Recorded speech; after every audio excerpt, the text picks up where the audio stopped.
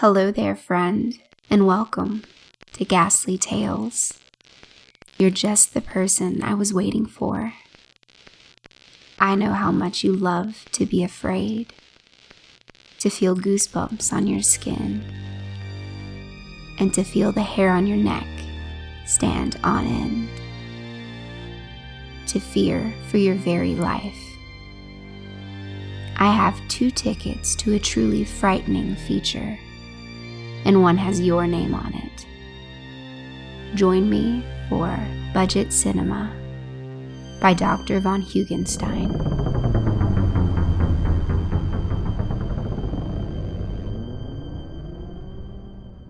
I am a horror junkie through and through. While most of my friends gravitate towards different genres of film, I am firmly in favor of terrifying movies. Horror is the perfect genre. The good is good, and the bad is, well, good in my opinion. From Argento to Ty West, I have seen it all and made my opinion known online. I frequent horror sites as well as peruse Reddit horror, always looking for that new thrill. What I have discovered in light of the events that I am about to unfold, my thirst for the macabre begins and ends with celluloid. It all began with an email I received last Tuesday. My inbox is full of offers and spam from the various horror sites that I have registered to. However, something about this email stood out. It was so effectively creepy and off the wall that it immediately piqued my interest. I have it posted below for reference. Dear blank, you're as welcome to come to 2486 Deerlocked Lane. I, director of Vain Death, will screen my new movie and be a question answers. Features are meaning. Life is propagation of blood. Blood is best. Blood is good, and blood is all. Life force and want subjugate themselves to willpower and the letting. Next Thursday at midnight. Sincere, Petru Beklia. This email blew my mind on many accounts. Right off the bat, I knew that address. That cinema had shut down years ago. When I was a child, it was the budget cinema for my area. It used to play movies that had left theaters but had not quite made it onto VHS yet. But also, it would frequently have festivals. Namely, horror festivals would screen there when I was too young to secure a ticket. Also, the awful grammar and bizarre nature of the email made me excited that I was going to see something new and different. Given the name of the director, which I googled to no avail, I was expecting some warped Eastern European shit, a la a Serbian film. I talked to all of my friends, and none were interested. Forwarding the email to many of them had the opposite effect I had intended. They pointed out how weird the whole thing was and that the theater had shut down years ago. Also, they mentioned how there was no trace of this guy anywhere on the internet. Despite their protests, I was too intrigued to not go, which, in retrospect, was the worst decision of my life. I drove to the theater 2 days ago by myself, arriving promptly at 11:50. I immediately began to regret my decision. The theater was in a very secluded area of my town. It was a small oasis of concrete in the middle of a heavily forested area. As I pulled up to the theater, I was immediately alarmed by the lack of vehicles in the lot. I was literally the only car pulling into the parking lot. As I exited my vehicle, I surveyed the entrance to the theater. It had seemed abandoned. It was pitch black inside. It was abundantly clear that it hadn't been maintained in years. This all added to the creepy ambiance I was hoping for the evening, but something about this really screamed foul. I turned to return to my car. That is when the lights turned on in the cinema. I decided to go through with it. My curious nature was getting the better of me as I strolled up to the seemingly neglected building. I was almost surprised that the door gave way, emitting an ominous creak as it provided me entrance. I entered to find the box office abandoned. Confusion began to set in until I saw that the marquee on Theater 1 was illuminated. Letters were arranged above the theater to indicate that Vain Death was indeed screening in there. I was hoping to buy some popcorn, having not eaten that evening, but there was nothing but cobwebs manning the concession stand. I convinced myself that the abandoned cinema look was all part of the ambiance that the theater was trying to establish for the screening. I entered Theater 1. Inside, I saw it was empty and sparsely lit. I took a seat in the back and marveled again at the lack of maintenance therein. This place could really use a renovation, I considered. Then I surmised that this place must exclusively exist to screen obscure horror films, and the mood was definitely set by its current condition. I looked around the dark theater to realize I was the only one seated in the auditorium. Then the film began. The addition of the faint light emanating from the screen informed me that I wasn't alone. A man in a black suit entered the auditorium and took a seat in the front row. I assumed this was the director and actually pitied him since only one person had attended the screening of his film that he must have worked so hard on. Not that I was expecting previews or a cavalcade of production companies to begin the film, but my thoughts scattered as the movie started almost immediately, after a brief countdown. The movie began with a stationary shot and no setup whatsoever. It was of a camera sitting in the corner of a bedroom, pointed toward a man and a woman having a conversation. My immediate thought was that the sound quality on this movie was abysmal. This is an understatement. I had to focus as hard as I could to make out what was being said. To say I understood a quarter of the words spoken is being generous. Also, the film quality was extremely subpar, and the positioning of the camera was way too far away from the action, as well as out of focus.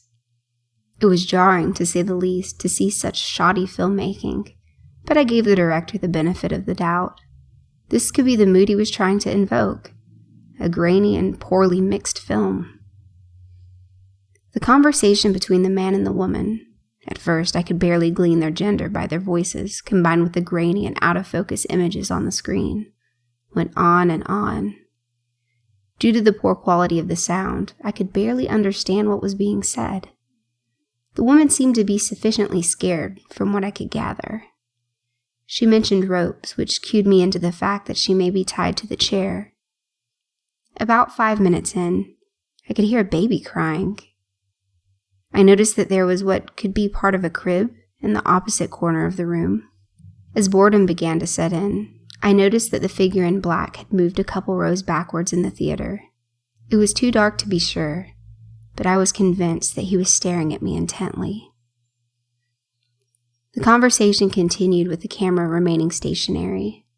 The few words I could make out were actress, movie, amateur, and blood. Lots of mentions of blood was the only thing I could be 100% on. Then the man in the film picked up the camera and moved it closer. As he set it down, he brought it into focus. Things began to become more clear both visually and orally. If anything, now the sound was too loud. The woman was in absolute hysterics, and the baby's screaming screeched through the speakers. The man's voice was clearly foreign, with a heavy Eastern European accent. The shot now just contained the woman, as she sat next to the crib, now clearly occupied by a baby. At first I thought, wow, what a great actress. But looking into her eyes, the horror of the situation truly began to dawn on me. This was not acting. At the same time, I couldn't help but notice that the other denizen of the theater was now sitting 2 rows in front of me, his eyes intently staring at me as the action unfolded on screen. The woman began to plead for her baby's life. She repeated that she never signed up for this. She screamed that she was not an actress. The man took the seat next to her. As her cries began to sink in, the veracity of her emotional pleas chilled me to the bone. The man reached into his pocket and grabbed a razor. In one swift movement, he sliced the woman's throat. Blood began to pour profusely from the woman's neck. The man reached in and began to lick the blood gushing from the gaping wound on her neck as he erotically rubbed it all over his now naked person. He stood over her fading body and began to aggressively punch her in the face, as the camera couldn't help but capture the man's now bloody and erect penis. The horror I was experiencing was indescribable, but reached unimaginable heights by what I witnessed next. The man, naked and covered in blood from head to toe from the now clearly deceased woman, grabbed the baby from the crib. He held it longingly and gazed into its perfectly innocent eyes and kissed it on the forehead. In one fell swoop, the man grabbed the infant by its legs and swung it around while moving off camera. Until my dying day, I will be thankful I did not see the baby's head make contact with the brick wall. But the sound is indelible and will remain with me forever. It was the unmistakable pop and crackle of a bone breaking, followed by a slight hissing noise, which I could only assume was pressure allowing the brain to exit its formerly sound sanctuary. The horror of all this had kept me glued to my seat and my unwavering eyes staring at the massacre playing out on screen. As I finally brought my gaze down to see where the other man in the theater was, he was nowhere to be found. I couldn't help but look back up towards the screen to see the man covered in blood and brain matter approaching the camera with unblinking eyes. His gaze was incredibly blank, but had the unmistakable taint of insanity and indifference. Evil. That is when I felt the breath on the nape of my neck. I turned around to see the man in the theater was the same person on the screen. Wordlessly, he stared at me with those same depraved eyes, his eyes alive and wanton. He reached over the seat and began to place something in my pocket. I was literally frozen in place, too frightened to move or react. Beholden to my fear, I accepted whatever he placed in my pocket. He quickly exited the theater, and I was left alone. As the movie remained in the same stationary shot as the murderer had seemingly left the scene, I decided I was going to get the fuck out of there. I made a beeline from the lobby, out the entrance, and into my car. I didn't have the courage to read the note the director had put in my pocket until I got home. It reads, "I am happy you enjoy my film. Shooting of my next feature, Vain Death 2, begin at 8:00 p.m. Saturday. For movie to be real, I appreciate having amateur actors and look forward to working with you. Blood is good. Blood is God." It is 7:54 right now. The end. It seems we made it out of that one alive, didn't we? But maybe next time, we won't be so lucky. For more narrations, original horror films, and stories from the Ghastly Tales team, subscribe to the Ghastly Tales YouTube channel at youtube.com/ghastlytales. You can also follow us on Facebook at Ghastly Tales Presents, and listen to all of our audio content for free on iTunes, Libsyn, and other podcast providers.